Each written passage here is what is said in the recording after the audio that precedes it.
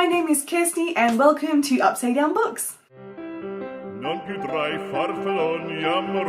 Today I'm going to be talking about something that's really close to my heart, and that is how to define fantasy. Now today we are going to be focusing on just 3 subgenres of fantasy. I am aware that there are at least like 100 different subgenres, but for me, when I'm looking at a book and trying to work out exactly where it's going to fit in the plot spectrum, I'm going to be looking at whether it is regular fantasy or low fantasy, whether it is epic fantasy or high fantasy. It is my personal belief that you can pretty much categorize any fantasy book within these subgenres. Sure, you can have things like urban fantasy, dark fantasy, etc, etc, etc, but I feel like by the time you get to that point, it's just too much of a headache to try and work out which one it actually is. So I'm going to run you through my definitions of these. You might have your own definitions, you might do things completely differently, but I'm going to try and help solve the puzzle of how you define your fantasy books so that we don't end up with these weird categories, or God forbid, the people who put books on Goodreads in both the sci-fi and fantasy genre. Those two don't go together. Like ever. That's a no. There's a full stop there. Doesn't happen. We're gonna start with low fantasy. Now, low fantasy are your books that start and end in the real world. They're books that have magic in them. They're books that are going to be reflections of the real world or actually set in it. They could be set anywhere, the people could be doing anything, there could be no magic, there could be heaps of magic, but the point is that the real world is a really big player in these plot lines. Now, the book I like to use the most to explain this is Harry Potter. The Harry Potter series is a great example of your regular or low fantasy genre. It starts with Harry Potter living in the real world, and then he gets a letter accepting him into Hogwarts School of Witchcraft and Wizardry. All of the magic happens in this setting, there are fantastical creatures, but at the end of the day, he always comes back into the real world, and the real world can be and is affected by things happening in the wizarding world as well. Low fantasy is such a fun genre because it's sort of the best way of taking the world and doing something fun with it, embellishing some sort of aspect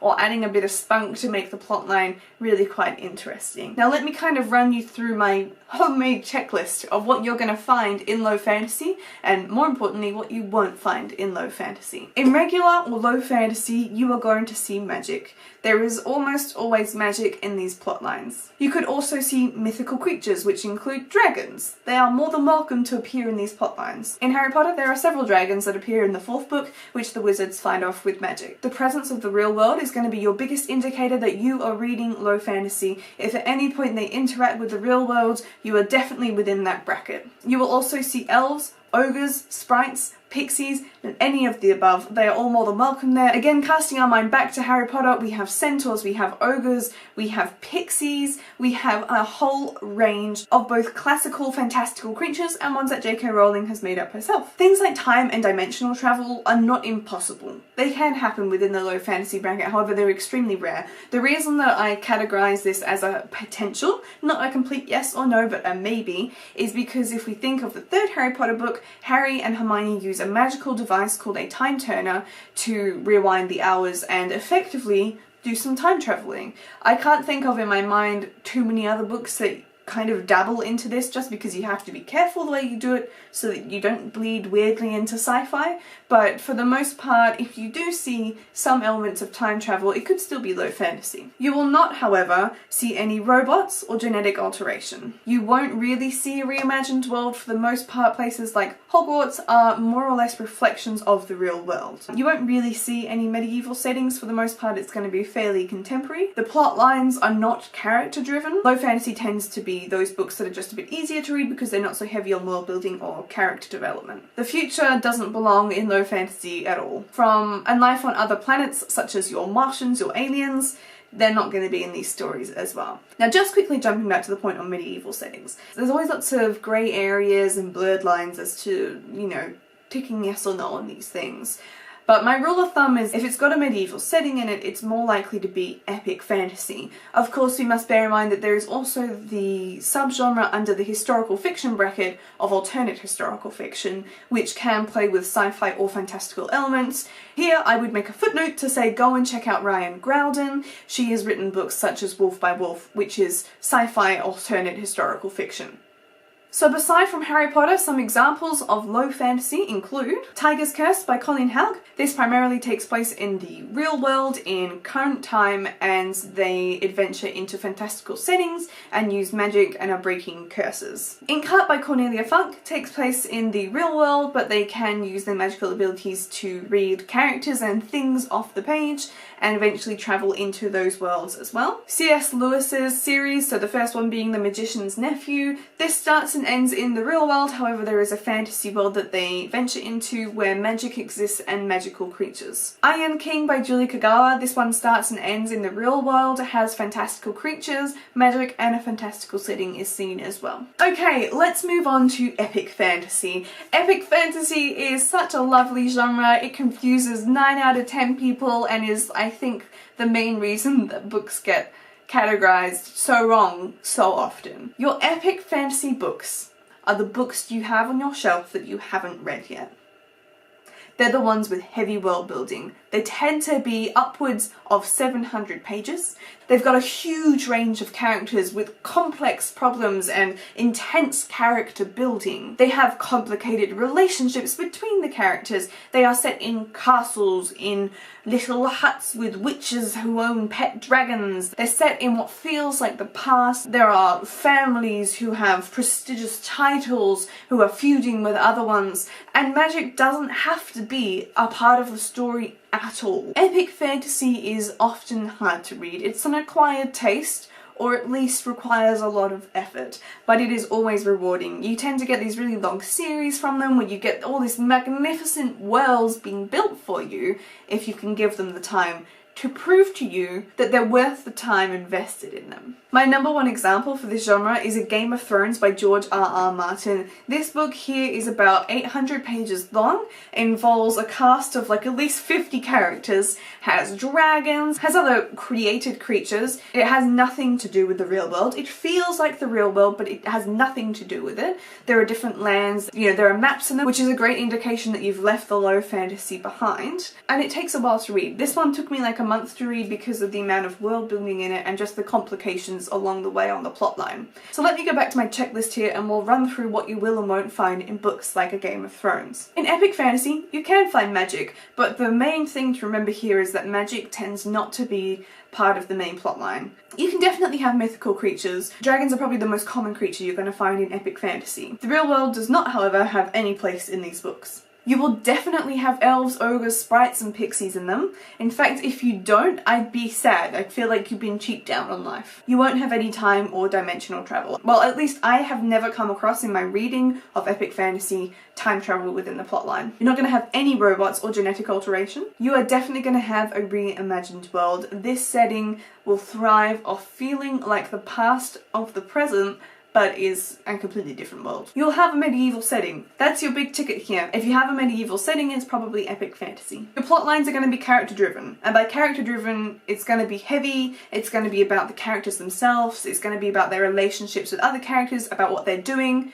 rather than necessarily about what's happening in the world. It's a little bit of a tricky one to describe, but I feel like you know what I mean when I say character-driven plotline. You're not going to see the future, and you're not going to see aliens or life form on other planets. So with that, let's have a look at some of my other examples of epic fantasy. I am actually a really big fan of this genre, so this was the easiest one for me to find examples of. I seem to have a lot of books that are set in an epic fantasy setting. So Assassin's Apprentice by Robin Hobb. Robin Hobb is a great epic fantasy writer. This one has nothing to do with our real world here. It is a completely imagined one. There is magic in this plotline, but it is primarily about a bastard son growing up in the castle of his father, but as like a slave boy dealing with the stables and all sorts of medieval tasks. You know, swordsmiths and getting the groceries from the market downtown and trying to protect your empire, that sort of plotline. The Ranger's Apprentice series by John Flanagan, this one's definitely epic fantasy. This isn't set in the real world, this is all imagined, and this is about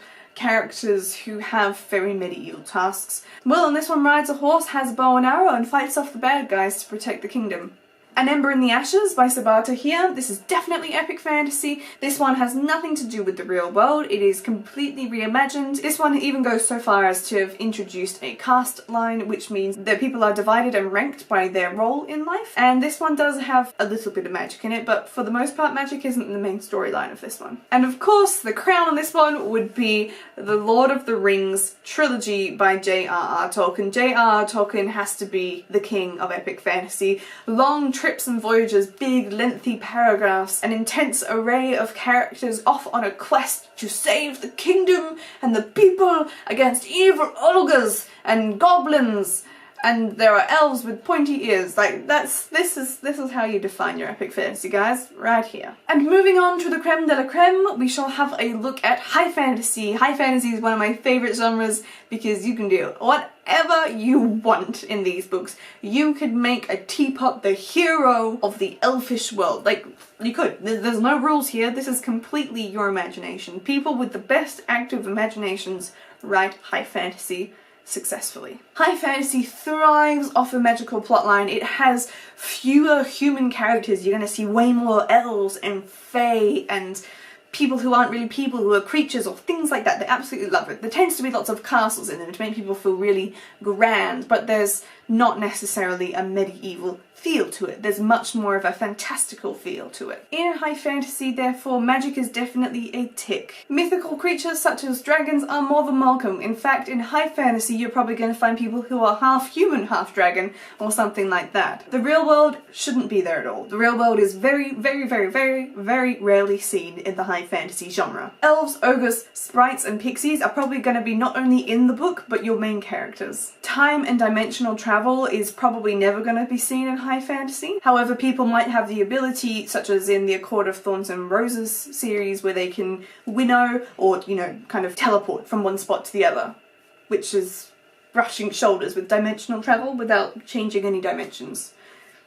Close enough. You're not going to have any robots or genetic alteration. The world is definitely going to be reimagined, probably to the degree that it no longer reflects the real world at all. It could be completely different, something like Pandora from Avatar, where you have floating mountains. You can definitely have a medieval setting. That's not impossible to have at all. The plotlines tend to be character driven as well. It can be very, very heavy on the world building, or it can be slightly lighter, but because you've got a new world, new politics, new magical systems and a bunch of characters, the book will probably spend quite a bit of time explaining that all to you. You're not going to have the future, and you're probably not going to see life form on other planets or things that are classically defined as aliens. The example I'd like to use to explain high fantasy would be Wards of Fairy by Terry Brooks. This book is fantastic. This one is set in a medieval-esque setting, but for the most part just has a real smattering of different characters that are a different species. I think elves and human-like characters are the main players in this one.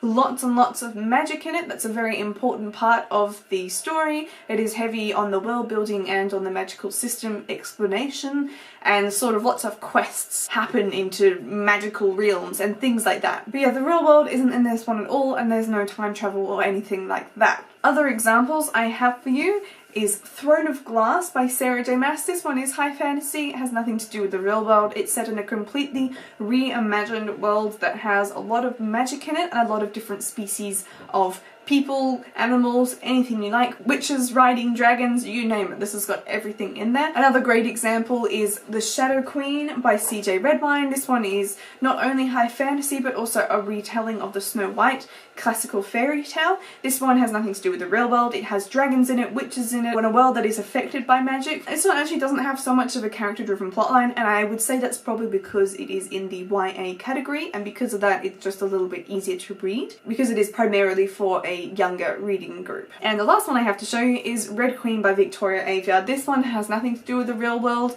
It has a completely reimagined setting where people are sorted by different abilities they have according to the type of blood they have, but there's lots and lots of magic in it. There are lots and lots of characters in it. However, in this one, it's not so heavy on the different magical creatures side of things. And just because I like to be persnickety with things and clear everything up, I'll also give you my checklist for what defines sci-fi sci-fi. In sci-fi, you're not going to find any magic. Magic is definitely not a major plotline in sci-fi books. You probably won't really find mythical creatures in it. You'll definitely have the real world. The real world likes to be friends with sci-fi books quite a lot, but of course they can be on different planets with different life forms as well. You probably won't have anything like elves, ogres, sprites or pixies. They don't really tend to mesh that much with the sci-fi world. You're definitely going to have some time or dimensional travel. This is a great storyline found in many books like these. You're probably not going to have a medieval setting, and I certainly wouldn't say that you'll have a character-driven plotline. The future probably will be the plotline, however, and you will probably almost certainly see